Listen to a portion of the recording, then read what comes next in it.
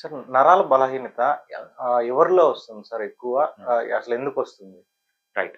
నరాల బలహీనత అక్కడ మీనింగ్ ఏంటంటే, చాలా మందికి వీక్‌నెస్ ఉండడము, ట్రెమర్స్ రావడము, ఏ పనికి ఇంట్రెస్ట్ లేకపోవడము, దీన్ని మనము నరాల బలహీనత అంటాం. నరాల బలహీనతకి మెయిన్ రీజన్ ఏంటంటే, మైటోకాండ్రియల్ డిస్‌ఫంక్షన్ అంటామనమాట. సో, మన ప్రతి ఒక్క సెల్లులో మనకు ఎనర్జీ రావాలంటే, ఆ సెల్లులో మనకు ఎనర్జీ ఇచ్చే పార్ట్స్‌ని మనం ఏమంటామంటే మైటోకాండ్రియా అంటామనమాట. ఈ మైటోకాండ్రియా కరెక్ట్‌గా ఉంటే అది మంచి ఎనర్జీ మనకిస్తుంది. ఎప్పుడైతే మైటోకాండ్రియా కరెక్ట్ ఉండదో, మైటోకాండ్రియల్ డిస్‌ఫంక్షన్ జరుగుతుందో, దానివల్ల ఏంటంటే మనకు ఎనర్జీ అనేది ఉండదనమాట.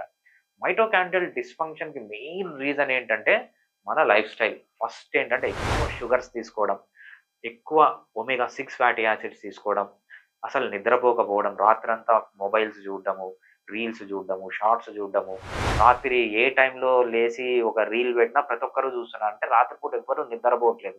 ఇలా చేయడము. అంతేకాకుండా అసలు ఎక్సర్సైజ్ చేయకపోవడము. కొంతమందికి ఎక్సర్సైజ్ అంటే తెలీదు. చెమట పట్టడం అంటే కూడా తెలీదు.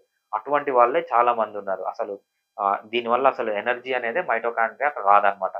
దాంతో పాటు లైఫ్‌లో ఎక్కువ స్ట్రెస్ ఉండడము, ఆల్కహాలు, స్మోకింగు, మర్వానా, వీడియో గేములు చూడడము, పార్న్ వీడియోలు చూడడము, అడిక్షన్స్ ఉండడము, వీటన్నిటి వల్ల ఏంటంటే మైటోకాండ్రియల్ డిస్‌ఫంక్షన్ వచ్చి వీక్‌నెస్ అంటాము. దీన్నే నర్వ్ వీక్‌నెస్ అంటాము.